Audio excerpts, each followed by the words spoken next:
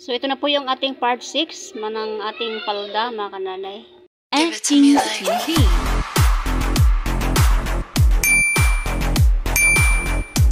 Mag-agwa tayo ng, mula dito sa may buko hanggang dyan, agwa tayo ng mga 3/4 inch. Yan. Yan siya, mga kananay. Tingnan lang po ng maigi, mga kananay, para matuto tayo. Yan. So, hindi natin banatin itong tila natin, ha? Itulak natin siya para hindi siya aalon mamaya pagkatapos ng ating pagkabit ng zipper. Tulak lang tayo. Yan, tulak lang. Yan. So, iangat natin ang ating slider. Yan. Tapos, kapain natin ang ilalim, mga nanay, para hindi siya maipit. Ibuka natin itong ating seam. Yan, buka lang natin. Tapos, sabay natin tulak. Para hindi siya mag-aalon mamaya. Yan, hanggang dyan lang tayo. So, liliko na tayo. Itong sa kabilang malapad ang tupi natin dahil ito yung pangtaklob natin sa ating zipper para hindi makita ng mga kananay. Ayan o. So, liliko na tayo. Ayan. Kahit lang tayo ng mga half inch. Adin, liliko na tayo. Isara natin yung ating zipper para makita natin yung kung saan tayo didiretso. So, baba natin siya, mga kananay. Ipantay natin itong dulo dito sa ating palda. Takpan natin yung ating zipper para hindi siya makita. Takpan natin ng mga 1/16, ganun. Yan. Yan. Diba, mga kananay, wala siyang kulubot. So, ibukas na natin ang ating zipper. Ayan. Ayan, diba? Ayan, nakatago ang ating zipper.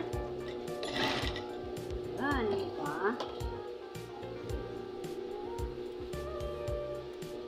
Tingnan natin, mga kananay, kung maayos ba. Ayan na siya, mga kananay, diba? Wala siyang alon. Walang kaalon-alon siya, mga kananay. Ayan. Malinaw na malinaw. Ayan. Diba? Tapos kung nakabitan ng zipper ang dalawang palda, magpalit ulit tayo ng pata, mga kananay. Palitan natin ng ordinary foot. Ipalit natin yung ordinary foot natin para gagawa na tayo ng pocket ng ating palda. Yan, tapos na. And then, i-right side natin, mga kananay.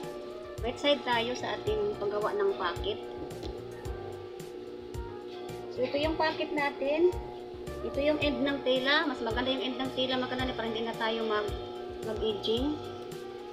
Tapos, maliit lang naman yung kamay ng ating tinatahian. Mag-marking tayo ng 6 inches. 6.5.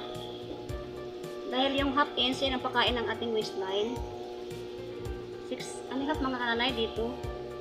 And then, dito sa pinakapuno ng ating pleats, dito tayo mag-umpisa ng pagtahi. Right side tayo, mga kananay, ha? Right side. Ayan.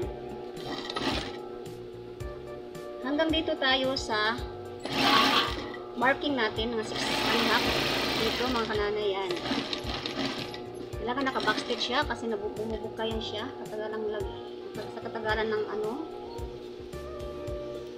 ayan. Tapos i-nuts natin dito, mga kananay. Ito, naka-nuts ito hanggang doon sa may marking, hanggang doon sa may tahi.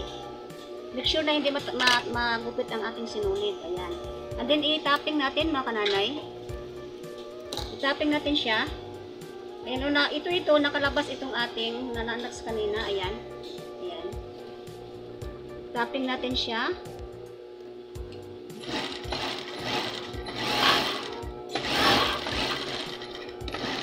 Ayan.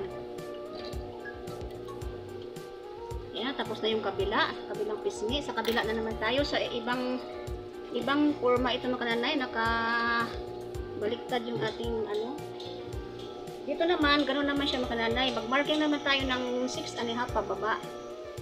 Yan o, 6.5. Hanggang dito siya, mga kananay, dito.